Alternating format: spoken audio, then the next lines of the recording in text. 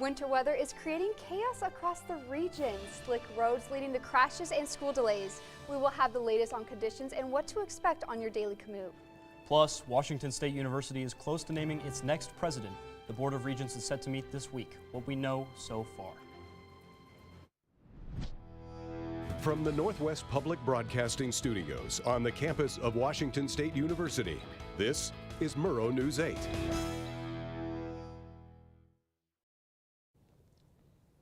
I'm Bailey Peffer. And I'm Cooper Morgan. Welcome to Murrow News 8.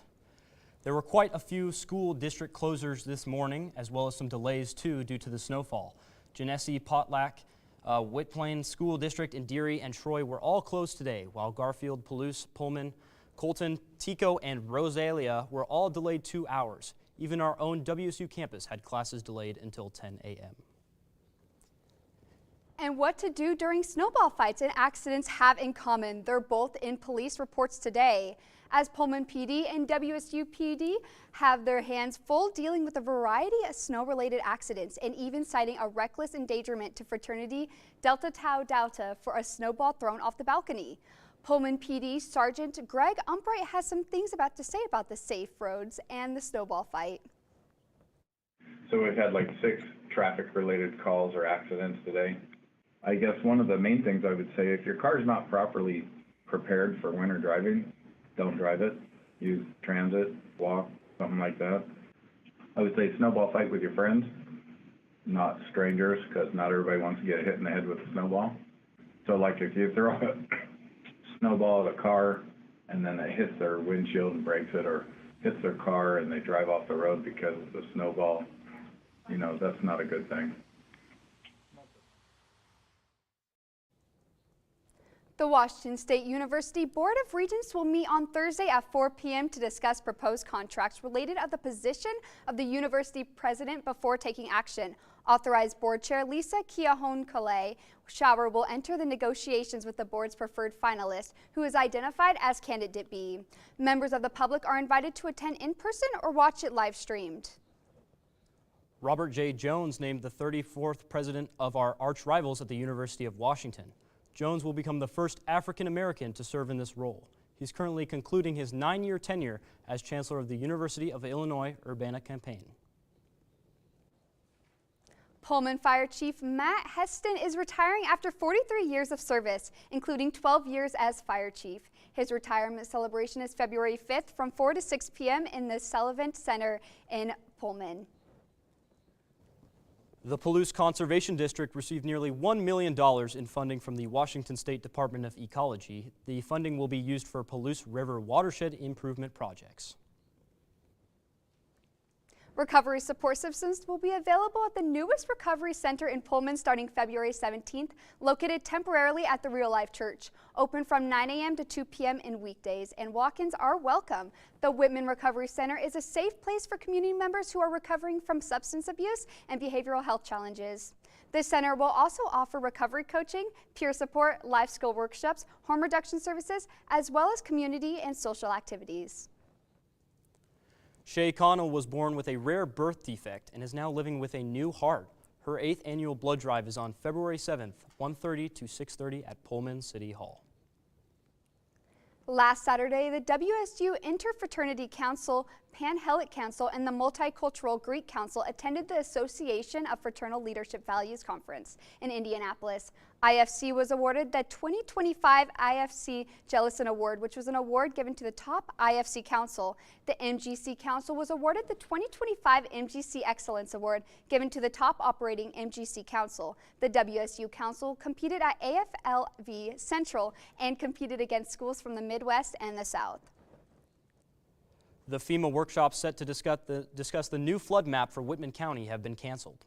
Originally scheduled for next week in Pullman and Colfax, the Whitman County Commissioners received notice from FEMA that the cancellation is due to a travel restriction issued by a new Department of Homeland Security Secretary, Kristi Noem. Whitman County Parks and Recreation is asking for the help of the community, filling out 29-question survey pertaining to the betterment of Whitman County Parks. In their survey, they want to get a scope of your age, living situation, as well as how often you visit the Whitman County Parks. The link to the survey can be found on the Pullman Radio News website. Pullman's famous buck, Walter, has lost his hammock. The buck had an altercation with a hammock in September and wandered Pullman for months, with some of the hammock caught in his horns. Police report he shed his right antler and no longer is tucked with parts of the hammock. 2 planes make contact at SeaTac Airport. What we know about this incident. And in Pennsylvania, an unusual crime, thousands of eggs stolen. We've got the details next.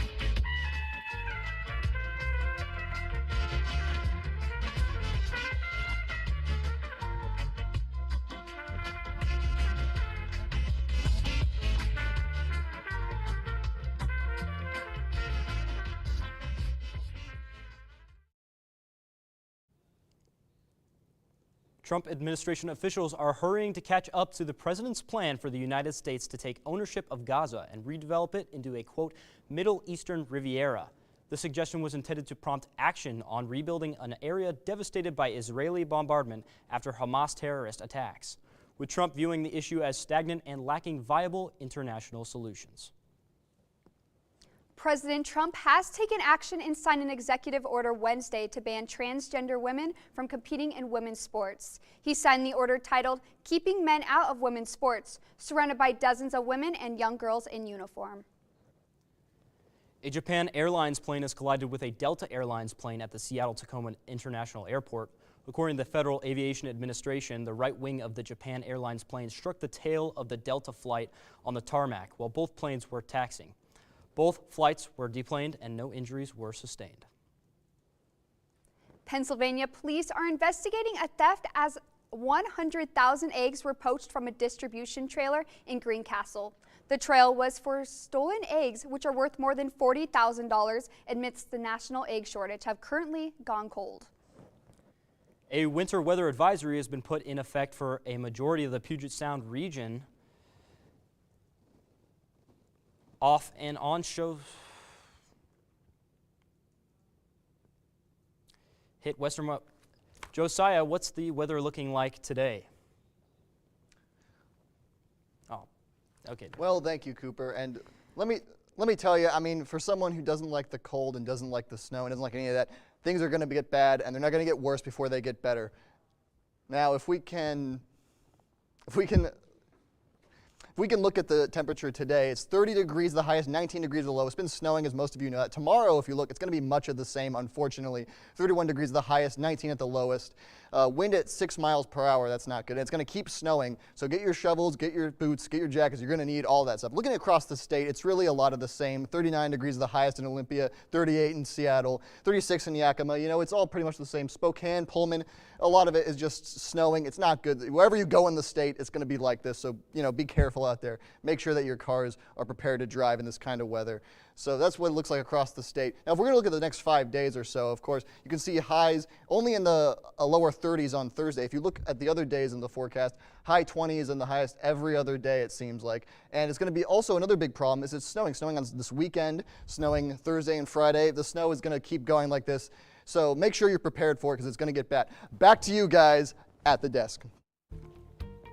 Washington State University baseball fans are in for a new experience. Big changes are coming to Bailey Braden Field.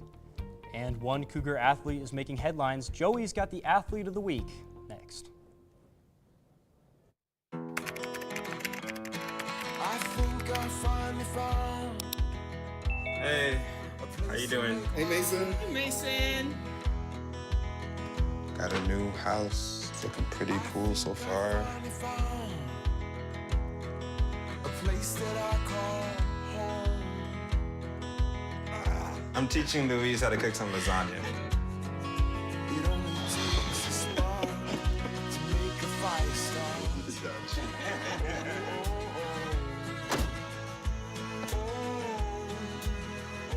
Thank you. Study, please.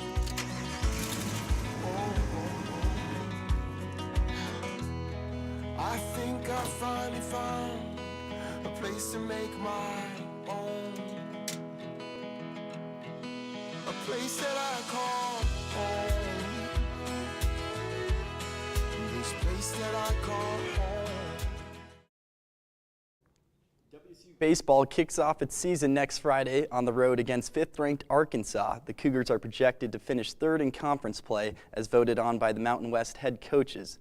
WSU junior outfielder Max Hartman has been named to the preseason All-Mountain West Conference team. WSU announces new fan experience at the Bailey Brighton Field in 2025. Cougar baseball fans will experience many new amenities with enhanced views of the ballpark with a new backstop netting. There will be 2 RV weekends for fans, as well as new food and beverage options. And fans 21 and over will have the opportunity to take all food and beverage items, including wine and beer, to their seats for the 2025 baseball season. And today was National Signing Day. Coug football added 33 new players. The signees include 18 defensive players, 14 offensive players, and 1 special teams player. Nearly all the players are rated as 3-star athletes according to 247 Sports. The Cougs recruiting class is ranked 72nd in the nation, just behind Cal and Louisville, but ahead of Vanderbilt, Kansas, and UCF. Freshman Evans Kuari of the WSU Indoor Track and Field team was named the MPSF Men's Indoor Track and Field Athlete of the Week. Kuari placed first in the 3,000-meter race last Friday at UW Invite. This was just Kuari's 3rd meet at WSU, and the Cougs Indoor Track and Field are set to compete this Friday and Saturday at the Podium in Spokane. WSU men's basketball looked to bounce back after their loss to USF on Monday night. The Cougs remain on the road as they square off against Oregon State tomorrow night. This game marks the first meeting between the last 2 Pac-12 teams this season. The Beavers are aiming to extend their impressive 9-game home win streak, while the Cougs look to end their 4-game losing streak. Coming up, we are commemorating one of our own here in the studio. Stay tuned after the break to find out who. Days, months, Hey, I'm Jim from across the street. years, I'd like to give you this. a lifetime can rush by without realizing what we're missing. We lose some of the best moments, some that may never repeat, Come on. or detach from people around us. Our loved ones grow used to this pattern, but it doesn't have to be that way. We have a choice to take action.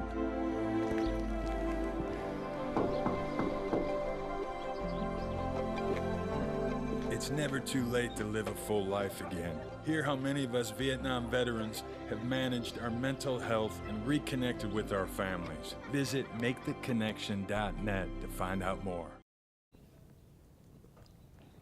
National Weatherman Day, more like National Josiah Day. Let's take a moment to appreciate Josiah and his contributions to society. Josiah, man, that weather was looking pretty cold recently. You know? Oh, yeah, I know it is, man. I would not go outside right now. When I have any contributions to society, I'll be happy for you guys to celebrate them. Thank you. I love it. Definitely a few slips out there today. Thanks for watching Murrow News 8. Check out our socials. We're on TikTok, Instagram as well, and visit our website at nwpb.org. Thank you and have a good night.